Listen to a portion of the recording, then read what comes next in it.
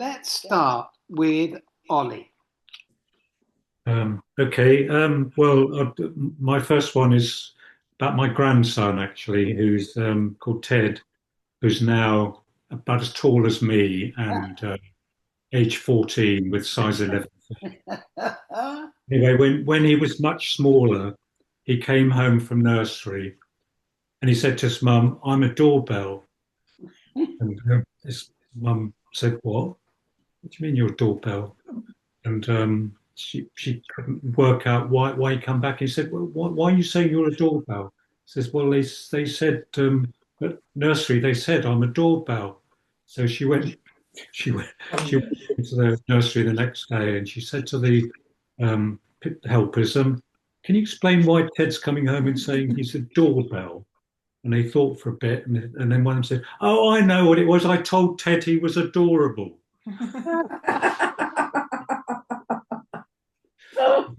Children How have a knack sweet. of making sense of what they already know. So he didn't know what a doorbell was, but he knew No. what a doorbell was. Doorbell. Okay. Okay, well, I can't really top my last Hottie Aches one. Potty aches was a good one. I know, but I have kind of thought about the one. So I've got a couple of little rhymes that we used to say. All Because my right. granny used to always knit us homemade jumpers. And so we used to go around saying, "Umpa, umpa, stick it up your jumper." Oh, we used to Oompa, oompa, just jumper, yeah. stick it up your jumper. We used to say that. Okay, so it's my turn now, and All right. it's a shame that Roger isn't here today because I think there's going to be a slightly Germanic feel to ours. There's a couple of references to German, and my first one comes from my brother-in-law, who's a rich source of fancy phrases. No. I've got a different one. Right. And he and my sister used to live in France. For many They years. lived in France for many years. And he used to like to sort of show off his superior knowledge of French, which really wasn't very superior at all. Just like to show off. He cottoned on to the French word doucement, or meaning kind of slow down, go steady, don't overdo it kind of thing. But being Richard, he would always add in if ever my sister Mary was kind of getting a bit het up about something. He would say doucement, darling. And this has become, one of our phrases, doucement, darling. We all use it. But there's a slight additional bit, and that was always Mary smack him round the face whenever he said it. well.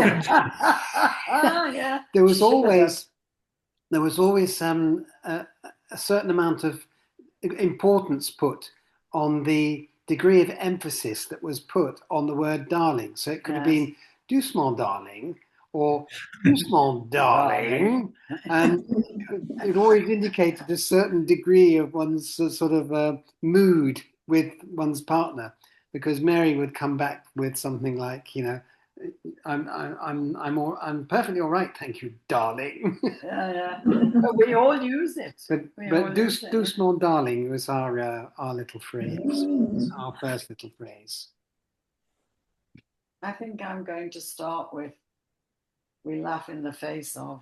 Come on then. Right. This is an expression that Jim and I have used since we've known each other. We laugh in the face of whatever it is. Ha ha. And it came about because we'd been together a few months and we were staying in Jim's boarding house. And we were sitting up in bed. It was a Sunday, and we were laughing and joking and having a nice time. And I said, "Okay, I'll go and pop down and make a cup of tea and bring it back up." And I went down, made a cup of tea. I came back up, and he had a face, like woeful face. And I said, "Oh my God, what's the matter?" He said, "I'm just listening to the radio, and they're going on about air miles, flowers being flown in from Africa." And I said, "Well, so?" He said, "Oh, Flower miles. flower miles." And I just burst out laughing because I'd left him all jolly and I came back to this woebegone face. So I just said to him, don't worry about it. We laugh in the face of flower miles. Ha ha. And now we use that whenever there's a disappointment or a difficult moment. We just say it. We say it all the time, don't we? We laugh in We the laugh face in the of face of Zoomers being absent. Ha ha! Very that's good. ours. That's one of ours. Right, we're coming round again now to Talia. Shall I do one? Yeah. Well, I haven't got a lengthy story, so I'm kind of groveling around looking for something to. It doesn't have to be a long story. Anyhow, we're big fans of Ivor Cutler. I don't know how many of you know Ivor Cutler. He's a kind of dour Scot, but with a fabulous sense of humour. He was a teacher apparently, and I think he would not have been able to cope with the national curriculum or anything that kind of constrained his creativity. But I bet he was a fabulous teacher in many ways. He would have done really wacky things. So he did these monologues, and in one of the monologues, they have gruts for tea. So the word gruts is a really important word in our household. Anything that's in the least bit, we might. I talk about our grutsy cereal when people come to stay because it's full of it's kind of pretty rough and the texture. It's an evocation of the texture of things. My grutsy biscuits are kind of basic. That's a good one to have. Yeah. Nutritious. How do you spell it, Talia? Gruts. Oh, Gruts. Gruts. But Gruts or but it's gruts. gruts something, so it's used as an adjective rather than All right. as a It noun. reminds me of what Americans, they call something called grits. I've never worked Yeah. out Yeah, what grits. Well, I think You grits know are what pretty grits are? grutsy, actually. Hominy grits. Hominy grits. Hominy yeah. grits. Hominy Yeah, grits. they're. I think they're a bit like the dish they do here with the bread fried in oil. Oh, right. Bread crumbs fried in oil is a common Migas. Yeah. or flour. Is grits got cornmeal in it? It's I think, corn- I it's think made it's from made corn, with cornmeal. Cornmeal, It's fried the cornmeal. cornmeal is not finely ground. It's very so coarsely No. ground. Yeah. you get these gritty bits in it, grutsy bits in it. Gritsy bits in it. Eat your grits. Okay, well, this is another child coming back from playgroup, except this time it was Will, my son, who was, I think, probably 5 at the time, 4 or 5. And Joe, his little brother, so he would have been about 2. Anyway, Joe was annoying Will quite a lot, as toddlers do. And Will said buddy bid, called him a buddy bid, and we couldn't work out where clearly he'd heard somebody say bloody kid, and it turned into buddy bid. But we think there must have been somebody at his play group who. Yeah. A helper who'd sworn at one of the kids and called him a bloody kid. Probably Will, actually. So Anyway. Okay, Alice. To his birthday. So I was thinking about adopting this phrase because he said, I'm a little bit 3. So I think I might be a little bit nearly 65. I like that. You should keep that and use it. It's good. Yeah. I've got one which has entered into Sheila and my vocabulary only very recently. Yeah. But we actually have ended up using it all the time. Yeah. And it comes from P.G. Wodehouse, which we're reading at the moment. I'm reading it to Sheila at bedtime to calm us down from the woes of the day. And there's a little passage in here where Bertie Wooster's always getting into different types of scrapes that he uses Jeeves to get him out of. And one of the scrapes he's in at the moment is that his Aunt Agatha is trying her best to get him married off to some flapper or other. And of course, that's the last thing Bertie wants. So Did you say flapper or slapper? flapper. Both words could apply in actual fact, as far as he was concerned. I don't think P.G. Wodehouse would have referred to slappers. No, definitely not. So it's evening time, and Bertie is wearing some purple socks that Jeeves disapproves of highly, and as a result, Jeeves is not being terribly helpful when it comes to helping Bertie out of various different scrapes. So this is what happens here. Jeeves, I said. Sir? I rather fancy I'm in the soup, Jeeves. Indeed, sir. I eyed the man narrowly.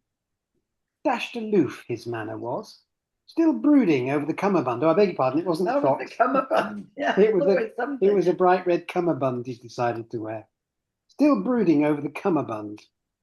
Yes, right up to the hocks, I said, suppressing the pride of the Woosters and trying to induce him to be a bit matier. Have you seen a girl popping about here with a parson brother? Miss Hemingway, sir? Yes, sir. Aunt Agatha wants me to marry her. Indeed, sir. Doing Well, very strongly. What about it? Sir? I mean, have you anything to suggest? No, sir. The blighter's manner was so cold and unchummy that I bit the bullet and had the dash at being airy. Oh, well, tra-la-la, I said. Precisely, sir, said Jeeves. And that was, so to speak, that. And that's the end of the chapter.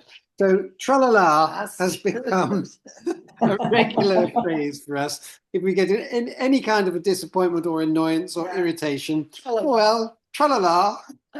Right, Sheila. Right, which one shall I do? I'll do, well, keep to the theme of Richard, My your brother-in-law. brother-in-law, who's a great vein of for odd things that he does. And this is a word that we all use a lot, called schwablish. And it's not the right word. It's the word is Swabish, and it's from some dialect in Germany. Now, Richard worked in Germany. He was an opera singer, and so he worked and he used to like to think he was a linguist. Well, he was not a linguist. But anyway, he was always mispronouncing words. And this particular one day he fell off his bike and hurt his shoulder, and he said it was a bit ambition schwablish, because he put an L in it. It shouldn't have been an L, but he put it in. But he used to love ambition schwablish. So we've all picked it up. And it was just because he liked the sound of the word.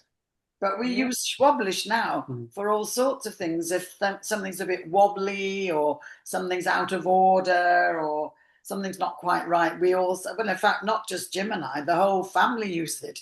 Everything is schwablish. So that we quite like that word. It means Swabish means Swabian, which is an area of Germany. It has a specific dialect. And I don't know whether it's because that's the region in Germany where he was doing his work on. He just picked up on this word and liked the sound of it by adding an L to it. Yeah. Ein bisschen Swabish. He always used it, didn't he? Talia, another or not? Or skip? Well, you can come back next week. I haven't got a story. I don't have stories for my words, unfortunately. But our children used to, like all children, getting words back to front and inside out. And we loved the fact that they called bamboo boo bam. So to this day, call it boo bam. Ollie, do you have another one? Well, sort of, yeah. This is about my. The reason I couldn't think of many is because my family hardly ever talk to each other. So, well, I've got a family like that as well, Ollie. We didn't have phrases basically, but my granny would talk 19 to the dozen, and used to, when she used to come and visit us, my mum would go into a sort of real huff because she couldn't stand the fact that her mother just talked and talked and talked. Anyway, I love my granny, but I, when I was turning into a sort of stroppy teenager, I remember one day saying my granny said something, and I thought, well, that's just too bad, Granny, So I can't remember what it was about. But anyway, my granny said, no, it's not too bad, it's three bad. Very good. And Alice? Well, this is a little rhyme. I don't know if this really counts, but my mum used to take us on endless nature walks as children. And I appreciate it now, but I think we were really reluctant because they'd be very, very kind of long, they'd be miles and miles. But she always used to sing these little songs and things. Anyway, one that stuck in my mum, because it always used to do it most of the way, was I had a good job for 40 bob, but I left. This is how you have to walk along. Everything turned out right. And we just used to go on with that for hours. I remember this. Well, my final one comes from Sheila's enthusiasm for watching Wimbledon, because she is, as you may know, a fanatic, and so I've not ever been able to escape watching large chunks of Wimbledon every summer. And just to amuse myself, every time Boris Becker came on, as he was commenting, he would, every 5 minutes or so, if somebody makes some statement or other, he would reply, very much so. So very much so, spelt VEYMUCHZO, has become a bit of a regular phrase in our... I like them. Hasn't it, Sheila? It has, very much so. There you go. Sheila, your last one. My last one is, and this is one of my nephews who I love dearly, Sam and Joe, and their mum and dad live up in, well, they don't live in the Lakes now because their older son's got a lovely little boy. But it's an expression we use when, I don't know if anyone else uses it. I know you and I do. I think Vic does, his dad does. And it's, I know what I'm doing. And it's because poor old Sam was the youngest in the family. The mum, dad, and Joe, his elder brother, who they had a little phase when they were teenagers of getting on each other's nerves. And so they were always trying to advise Sam on what to do. You do it like this, Sam. And he used to say, I know what I'm doing. So we use it if we're giving a little bit of helpful advice that's not really needed. So we say, I know what I'm doing.